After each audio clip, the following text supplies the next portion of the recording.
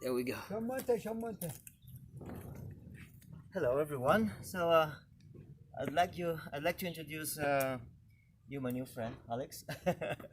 We met yesterday by coincidence in Axum, and it was a very nice meeting. We end up having a dinner together. We spent like four hours talking. Lots of good conversations. Yes, I think that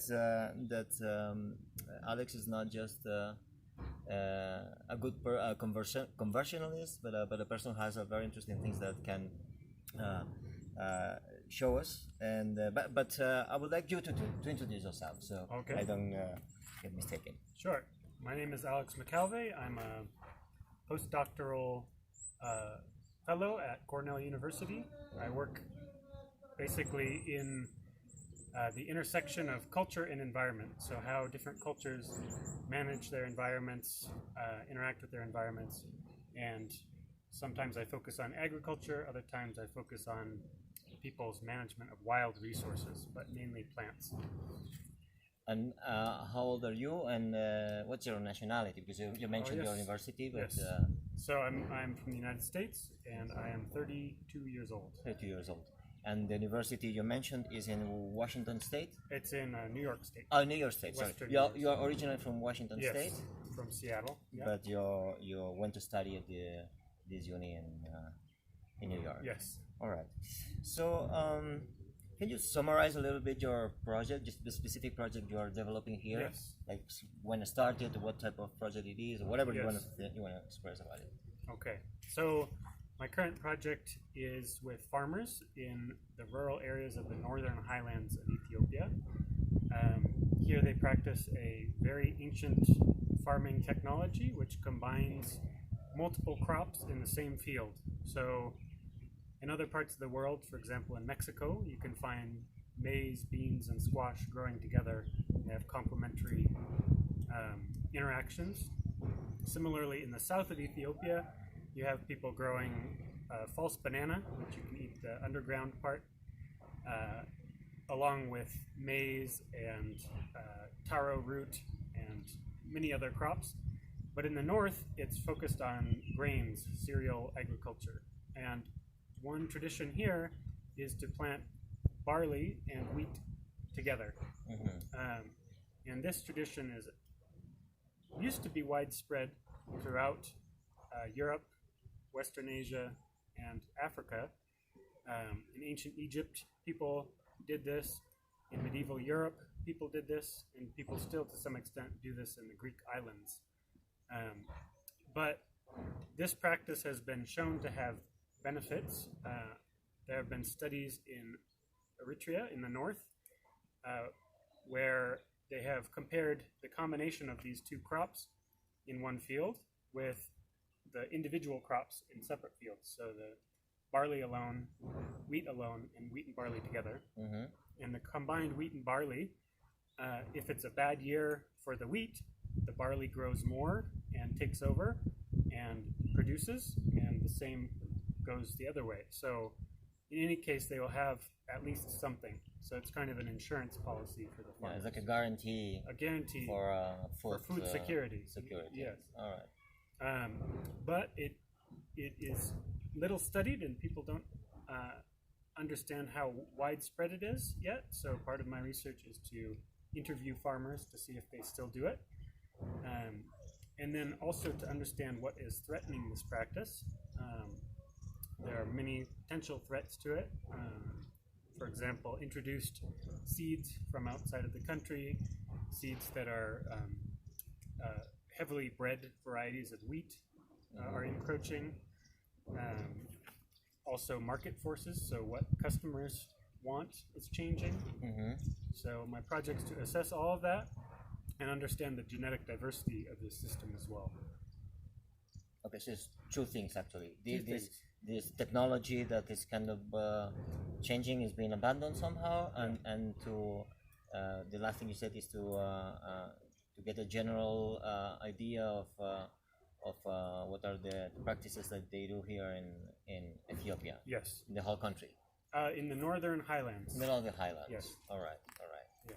So that which would be like Tigray regional state, Yes. and Amhara also. Amhara, north of Amhara, Yes. and Afar, north Not of in. Afar. So Afar is a little bit lower and hotter, so they Okay, don't do all that right. as much. You're also making it to Eritrea? No, because it's well established the research there. Oh, okay. So All this right. is it's studied in great detail in Eritrea, but it's known to exist here, but it just hasn't been studied. All right, all right. Okay. So, well, I guess this is self-explanatory what you said already, but why did you choose to make it to Ethiopia? Yes. So Ethiopia is a world center of cultural and biological diversity. Is it? It is. It is. It is. It's one of the centers of mega diversity. And so it has at least 84 different languages spoken here, many ethnic groups, a lot of flora and fauna that is endemic, so it only occurs in Ethiopia. But also, there is a remarkable conservatism in terms of traditional practices in some parts, having not been officially colonized in the past. There's a lot of maintenance of tradition, of course, that is changing in some parts and in some ways. Okay. So, just the variety of the cultures and languages and practices, and the fact that they're still keeping most of these traditions as they used to be, although it's changing, but we still can witness Yes. much of it. Exactly. All right. So good for this is ethnoarchaeology, right? Somehow. There, it's definitely related, and there has actually been some work done at Simon Fraser University on the actual officially ethnoarchaeological side of it. Okay. Awesome. Very interesting.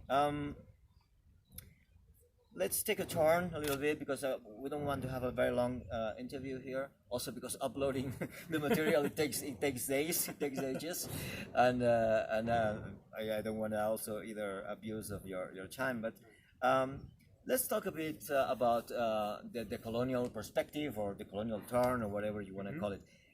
Would you be so kind to explain for the people who's non-academic? How would you define the colonial perspective, and after that, how that influences, if it does, your personal work or anything related to the coloniality and ethnography and anthropology that you can think you can share with us? Yes, I'm happy to. So, like many fields, like anthropology, physical and cultural, my field of ethnobotany has its roots in a kind of a colonial dynamic where people are traveling to other cultures, interviewing people, learning about their plants, and then basically extracting or exploiting what we might call biopiracy. And so those tendencies, those trends, those structures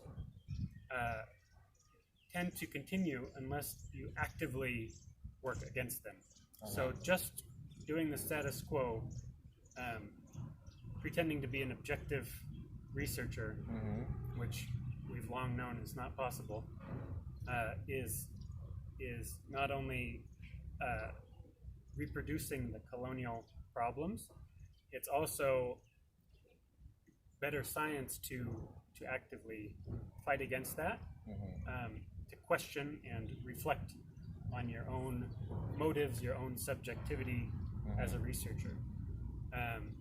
As I mentioned before, Ethiopia wasn't ever technically colonized. It was occupied briefly, but there are definitely colonial forces at work now. There's some neo-colonial projects, for example, infrastructure projects from China, for example. There are a lot of corporate, international corporations that encourage certain practices in agriculture and elsewhere.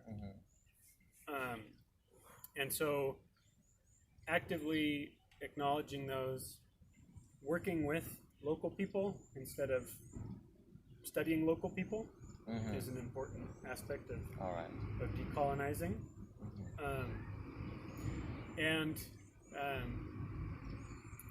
also being open to criticism from local people instead of just pretending not to hear or pretending that there are no problems All right. with your research.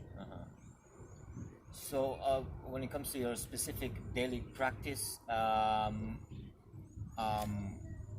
can we see that? It's like you are working with together with a person from here, right? So Yes. you try to listen, to be sensitive to the people when you are on the field. Yes. There are other things that could be manifestations of this decolonial sensitivity compared with other traditional anthropologists in the field that you can think of. Yeah. So, well, I don't claim to have been fully decolonized. It's a process and a lifelong process, I think. Yeah. But ways that I have tried, for example, the idea for the project was generated by an Ethiopian researcher. So it isn't an external project foisted upon the country necessarily as much. There's a collaboration with 5 of the universities here, and we have an emphasis on reciprocity, so some kind of return of effort and labor. And so we've given guest courses in research methods, scientific writing to Ethiopian graduate students from these 5 universities, with the goal of training the next generation to basically replace people like me, who are foreigners coming in and doing this type of research. Yes. But this is building capacity so that these people can be studying their own communities, working in their own communities, and just enabling them tools. All right. Clear. Very nice. Let me just double check that the camera is still going. Yes, it is. Okay. Nice.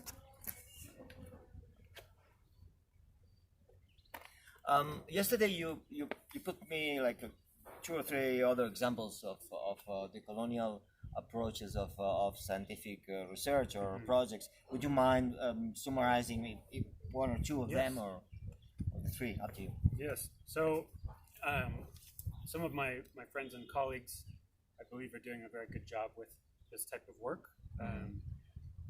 Both of them are indigenous people. They're native to the Americas, and in one case, my colleague studies her own communities and works to revitalize food traditions, farming traditions, bring back native varieties of maize, for example, and understand threats to it.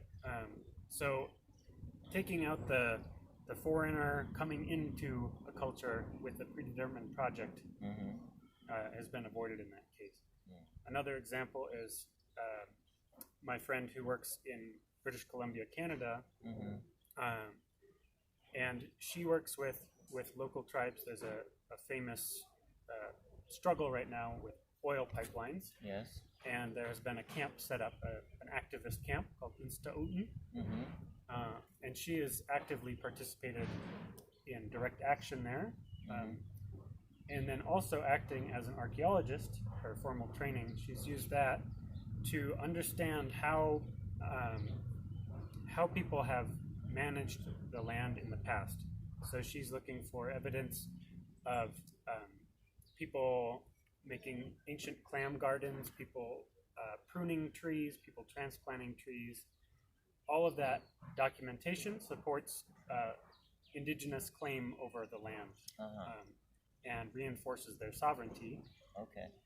And so that evidence has been presented in court to support their claims that this land has been theirs for a long time. All right. So she's using her knowledge to help in the legal fight of these native Canadian First Nations to